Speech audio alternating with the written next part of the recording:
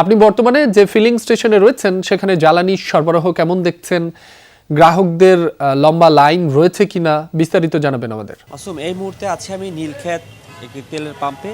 এখানে অন্য অন্য দিনের মতো যে একটা যানজট, সে যানজট এখানে নাই। স্বাভাবিক যে তেল নেওয়ার যে একটা পরিস্থিতি, ওই পরিস্থিতি দেখা যাচ্ছে। এবং আমরা এখানে যারা তেলের গ্রাহক, যারা তেল নিতে আসছেন, তাদের সাথে কথা বলছি। তারা বলছে যে অন্য অন্য দিনের তুলনায় বা অন্য অন্য দিনে তাদের যেই লম্বা লাইন নিয়ে যে ভোগান্তি নিতে হইতো, এখন সেটা করা লাগতেছে না। আজকে থেকে বা কয়েকদিন যাবৎ তারা এই লাইনটা আস্তে আস্তে দীর্ঘ লাইনটা কমে আসছে।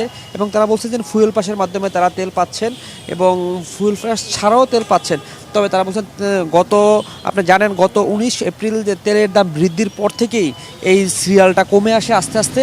এবং গ্রাহকরা বলছেন হয়তো তেলের দাম যদি আরও আগে বাড়ানো হতো তাহলে হয়তো বা সিরিয়ালটা আরও আগে কমতো। এবং তারা বলছেন এখন তারা স্বাভাবিকভাবেই তেল পাচ্ছেন এবং অন্য অন্য দিনের তুলনায় সে ভোগান্তিটা নাই। এবং আমরা কয়েকটা পাম্পই সকাল থেকে ঘুরেছি, যেমন পরিবাগ মেঘনা পাম্প, সেখানেও আমরা ওরকম তেলের লম্বা সিরিয়াল দেখি নেই। মানুষ স্বাভাবিক খুব স্বল্প সময়ের ভিতরে তেল নিয়ে যাচ্ছেন।